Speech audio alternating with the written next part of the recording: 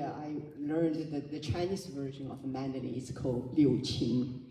Smaller one, it's used plectrum play. So when I was 12, and my liu qing teacher said, you should switch to bigger one. So I end up with this. And I did not know this is like damn difficult. I spent a lot of time on this, but somehow, I think the other day someone was asking me, maybe Ara asked me I said that when I started to learn, I hate it. Somehow I keep continually went to music school in China. I went to Beijing, the conservatory, to my sort of musical training for 12 years, when I was 12, basically. And then here we are, I'm still playing.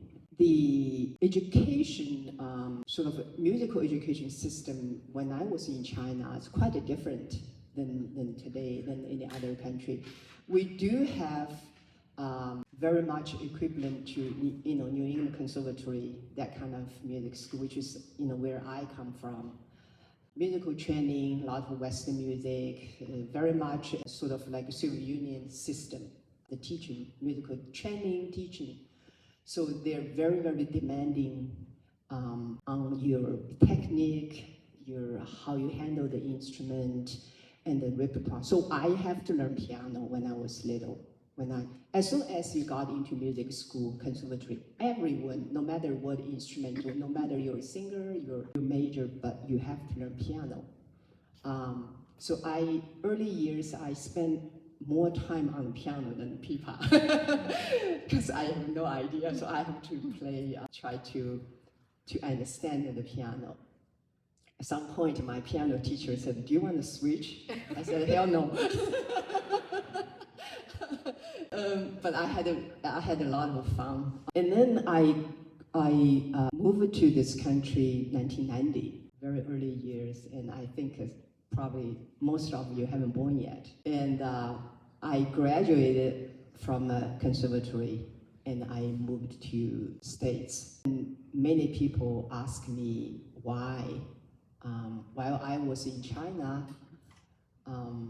I already got offer from my conservatory become a faculty, like a young faculty.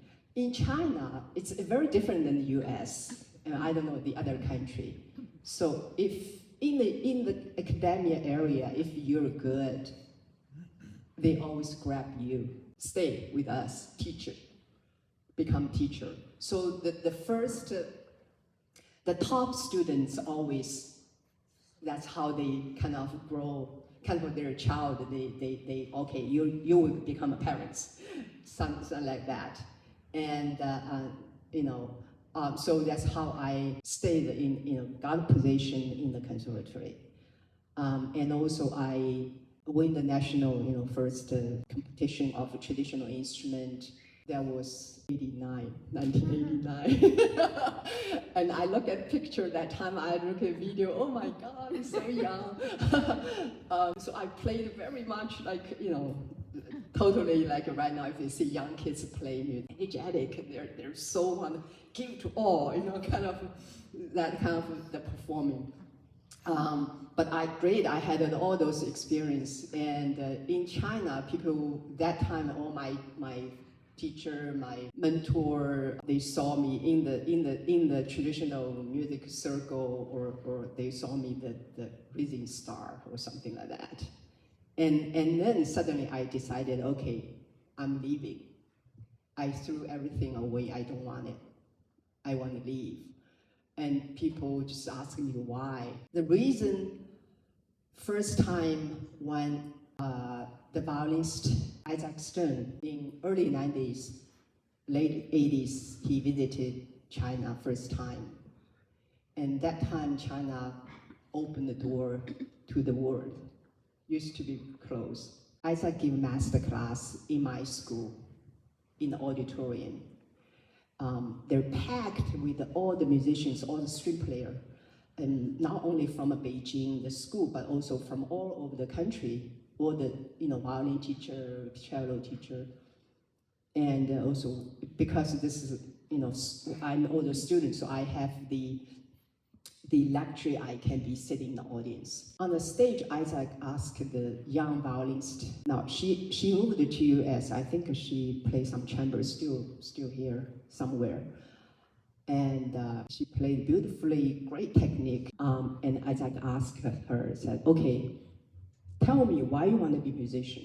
And second question was, when you're on the stage, you play, can you feel the very last row from audience? That audience, can you feel them? I was sitting in the audience, I had no idea that question, what did that mean? Like how, what do you mean I feel them? We always been taught you play close.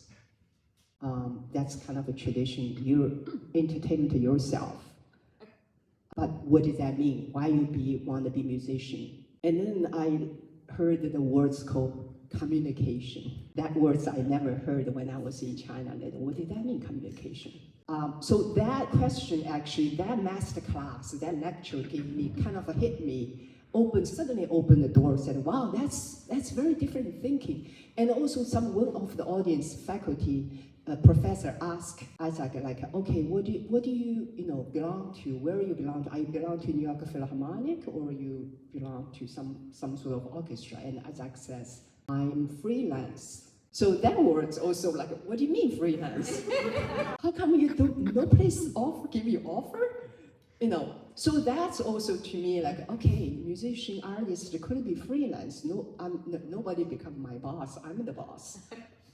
I want to decide what I want to be, what I wanted to play, what kind of music, what life I want to be. And that time I also just graduated from school. I feel like I need more nurture. I don't have anything to teach. As soon as you stay in the school, you have to teach other kids. Like I only just graduated. I have not get enough on the stage experience to be a musician. How can I teach them? So few reasons. So I decided. I said, okay, I want to be freelance. So I live in Boston for 11 years. I live in Arlington and Winchester. So I moved to California in 2004. And then I came to basically East Coast, and I spent a lot of time. Every weekend I went to music, to Chinatown, New York, Chinatown.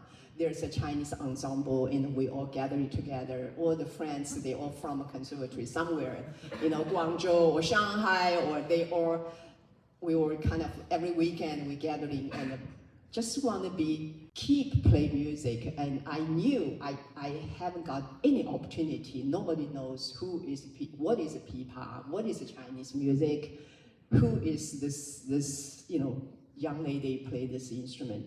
But I'm sort of like preparing, and at the same time I'm learning. In a totally different cultural background, a different cultural environment, a different language. How can I survive? And also kind of like very, very challenged.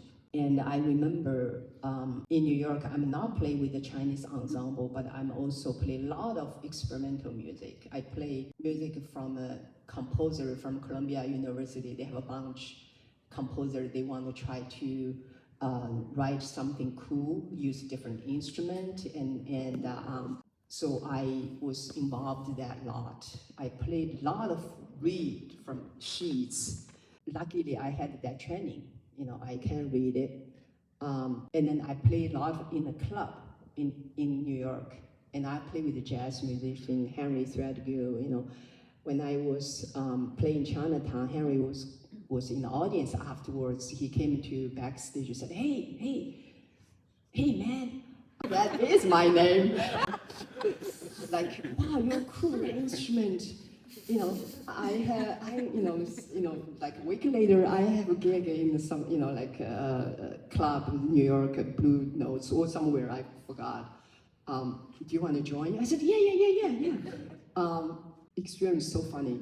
When I walk in the rehearsal space and I look at, Henry plays saxophone, and then there's a play bongo, there's another play, of course, the guitar, and the accordion, and then me. And of course bass and drum. but so not traditional jazz sort of ensemble. So I walked in there, and I'm looking at, where's the music? and everyone said, what? I said, music. They said, oh, give you a guitar chart. I had no idea what is F sharp minor, like I said, I don't read this. And then they said, you just sit down, listen. So imagine I, training from a conservatory or read from, and then I walked in like this is a jazz. Jazz to me also very new. In China we heard the jazz that I have no idea what did that mean. And there's very, very few access to listen to jazz. That time jazz in China was forbidden when I grew up time. Not now. Now it's a lot of China, a lot of jazz band. So I have tried to understand, and I listen to the melody exactly like where we now. Just listen to the melody, and they're playing on and on and on. I'm trying to play with them that melody, and then suddenly, everybody I saw, oh, they play solo. Everyone improvise. Oh, they're different. And then that's my turn. And Henry said, your turn. I said, what am I gonna play? And the melody, he said, whatever you want to play. And I suddenly play a traditional sort of piece, like the piece, I don't know, someone was asking me the famous pipa piece, Ambush from 10 Sides. So I suddenly play like that. And then they loved it. Wow, that's Jimi Hendrix. So that was my first experience, play sort of jazz, improvise. So that word improvise also to me, it's new vocabulary. When I grew up, there's none that words improvise. You can't. Everything you have to follow the rule. What do you mean you improvise? That's not allowed. I teach you what you play, you just play. So I also the jazz experience. I still don't know how to play jazz, but I just play what I feel, what I, like you today. You don't have to, form, but you just feel it. That's your experience. So that was first experience I heard improvise. And I suddenly, another kind of opened it to me, like, wait a minute.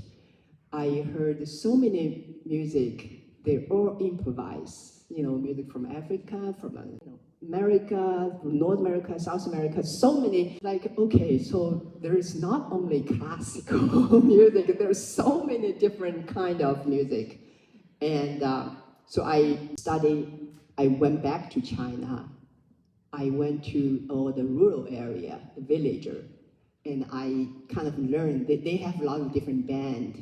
They're doing funeral, they're doing weddings, they play sona and shen, passion, and they play every time different. I try to learn, but every time they different, I understand that that's improvised. And I realized also my hometown, the tea house music, improvised. Main skeleton notation, everybody follow, play unison, and then everyone take solo change. I said, wow, we never taught in the conservatory. That's also opened my eye or that different window suddenly opened. So to me, it's more rediscovery. What is Chinese traditional music? What is Chinese music? What is music? I'm always asking questions about myself. And then I think for me, I'm not, people always say, oh, not in the comfort zone, you step out. Yes, that's what I've been doing. I try to, Ara said, he listened to so many kinds of music. They have like 5,000 different records. I don't have 5,000, but I do I listen to all kinds of music. Every music, if I heard from radio or from concerts and inspired me, I always try to learn, try to understand. That's how I kind of grow as a musician. And of course, I work with many different composers. Like if you look at Terry Riley, like American composer, but also a lot of Chinese composer, a lot of younger generation composer, play electronic, all kinds of. I also have electronic pipa. I didn't bring. I have not played in the concert yet. So I think I'm not, to me, I think in the future, musician, especially the world is changed. You can't not only very narrow just one thing. You're not going to be survive if you only have one. You have to really open up and to try to listen to each other, try to understand, listen to different kind of music, different culture. My family, there's no musician. I'm the only one.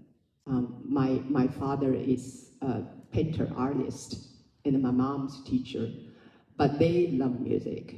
So basically, I was joking, like they're tiger parents, very much typical Chinese tiger parents, and they just equate, you're gonna be playing instrument.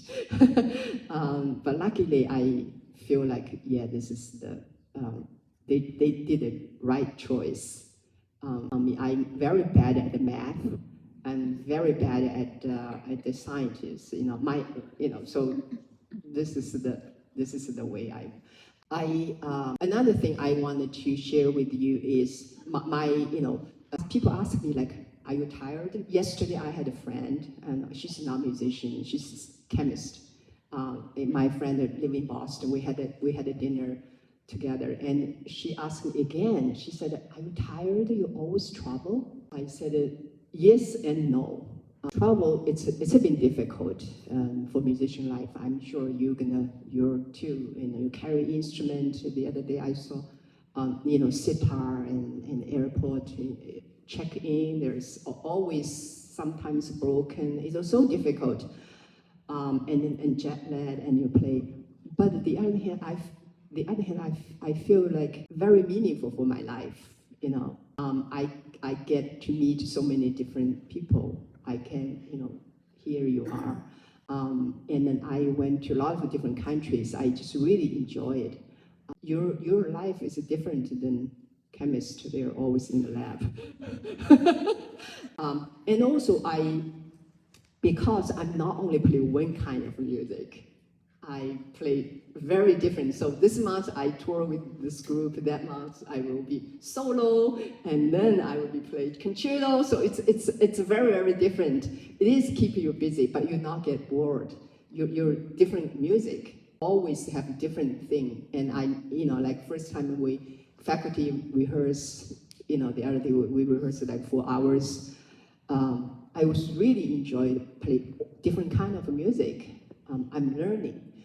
That's kind of keeping me going. So I think for you, it's not like philosophy, but I do think if you know this is you loved it, this is you passionate about it, if you keep continually, you will be successful. For example, my instrument, who knows, this is a weird Chinese instrument, but I'm still playing, and I play many, many different concerts with different musicians. I'm still, making living, use this instrument, has this instrument. So this has become me. So I think that's what I believe in myself. I have this talent. I can share it with the audience. I can communicate with the audience. So if you really have this passion, you believe in yourself, I think you have great future. Open mind, and I'm so glad you're here. Very special because I know you wanted to learn. Many of you have different background, and it's fascinating to meet you. And now I'm open to questions. Yes. Separated from your family, and if so, was that difficult for you? Yes, I separated. So that's why I'm always very independent. Nobody tell me what to do. Yes, I separated. In my hometown is Hangzhou, which is near Shanghai. I remember I took like 2 days slow train to Beijing. It is difficult. We live in a dorm, very much like any other. We have a nanny. That time we're so prestigious, for kids, for conservatory. That conservatory, we only have 200 students 200 faculty. The total school only have a 400 whatever employee or student. So they're picked your talent, your prodigy. They're training you. It's like a gymnastic, China, swimming, that. I do cry, miss home, but immediately with the other kids together, yeah.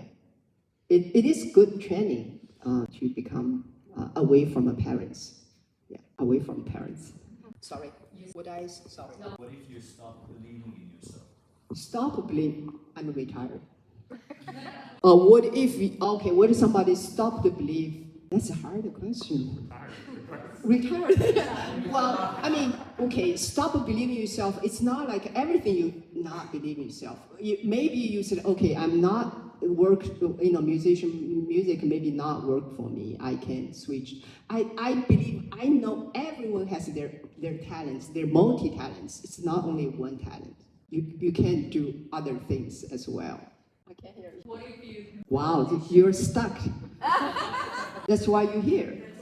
You get inspiration from all of us. Yeah. I think so, and you can stop and you retuning yourself. And we are here. Yes. So you're saying, I did a lot of the classical training. I grew up in China. That's how I was growing up. And then you were saying when you're back in China again, and you saw a lot of people playing tea house, they have improvised, or you move to a rural area and they take time. Do you feel like there's a chance for China to bring that musical experience back to people with conservatory teaching method taking over in a way? I think your question is great. Yeah, that's a big thinking. I've been thinking that too. Right now, it is not easy. I think it's more, right now, it's more individual to realize that, okay, we need that, bring into the academia, the tradition, the authentic tradition. I think we were just chatting yesterday and a little concerned about the conservatory training of traditional music. They're very westernized. Every kid's very great technique, but there's no music. We talk about that. And where is the music? So this is in the future. I think individually probably will start. Yeah. It's harder to answer that. Yeah. You mentioned in that master class that when asked, can you feel the person in the back row? Or can you connect with them? And you said, what is that? How has that expanded for you? How do you feel? I think for the communication, if I play recital, that's my own experience. I feel like I'm not playing in the concert hall, I play in my living room. I welcome people sitting in my living room couch. And it is really spiritually, if you want to be close to audience, if you wanted to share, to sending that to, you will get it. You will discover, wow, that was, if intentionally not keep a distance. But the older training was you keep a distance from the audience. That's older training. Older tradition, like, okay, you do your own thing. I'm talking about like scholar type of music, not care about listener, but for my experience right now, I mostly, if I play solo or play something, I feel like I do appreciate it. I want to hear audience breathe with me. Yeah. Tell us about your particular. Yeah. So this particular I bring, this is actually from my teacher. He passed away, so he gave me as a gift. It's very, very special. Used to be we call red wood, a type of rosewood, but that rose from Asia, not from California, or from other. But this one, see the tree. This is very special. This is not rosewood. This is something else. So the maker in 1950s, he got a few pieces of wood of this, and he made 4 pipa. And one is given to my teacher, and then so my teacher gave it to me. So for the pipa, so there is actually, for the structure is a 2 pieces. One piece is a back. It's a 1 piece. and the front is a kind of a pine tree, soft, and this piece you can take out. If you play, a long time, you have to repair. And this is all bamboo frets. This one made in 1950. I don't know their year there. 1950 something. Yeah, it's old. It's sort of old, but it's not like an ancient old. We have a 19th century pipa. And for the instrument, actually changed a lot. If you see Metropolitan Museum in New York, they have Ming Dynasty, which is the 16th century, later 16th century, early 17th century pipa.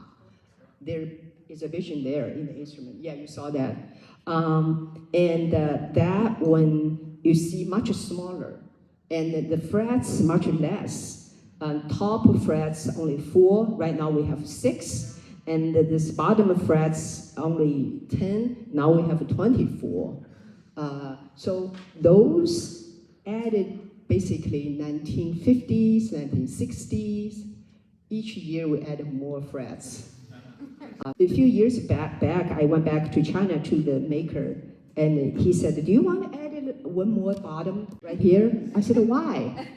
He said, oh, there's a piece, and all the kids, they're playing that. I said, I don't want to play that piece. I don't want. Yeah, and so the top designed right now, you see, it's a dragon, very powerful dragon. This year is not Year of a Dragon. Is it Year of a Dragon? Yes. It is, right? So this is always a different design. This is not ivory, but old days we use ivory. Ivory and all the frets, the top frets use ivory too. But now, just use bone.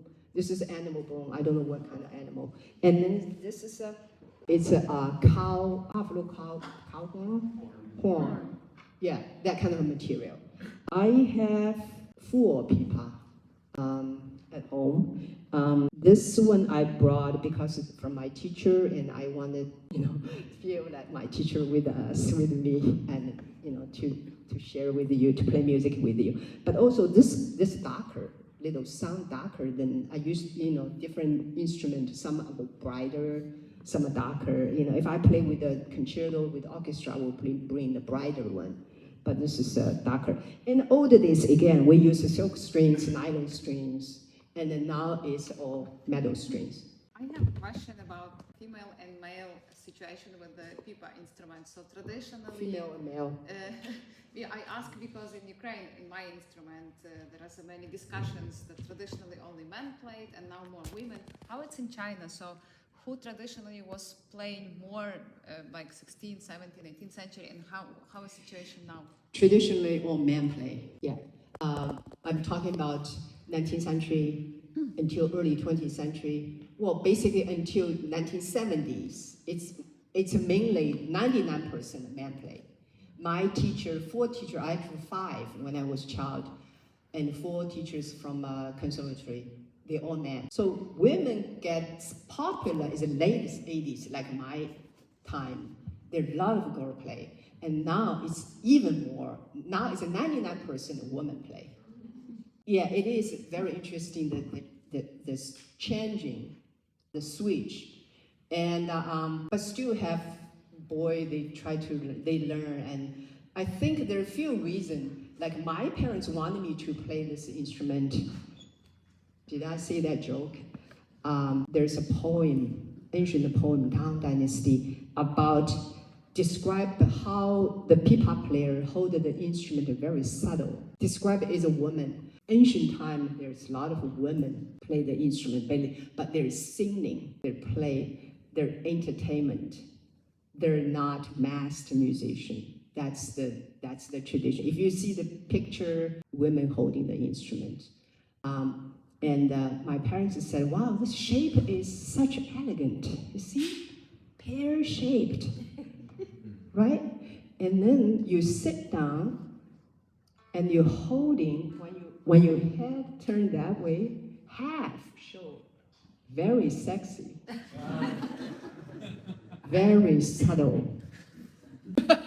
That's how. And now, like, imagine if I see a man play the instrument, I know it's like weird. So now it's 99%, but it doesn't matter. It's really open to everyone. I think because also very demanding. You have to sit down, practice, and mostly for young kids, boy, they want to play game, they want to play sports. They cannot sit down, spend a lot of time to practice. So that's why always competition, always women, girl got the first place.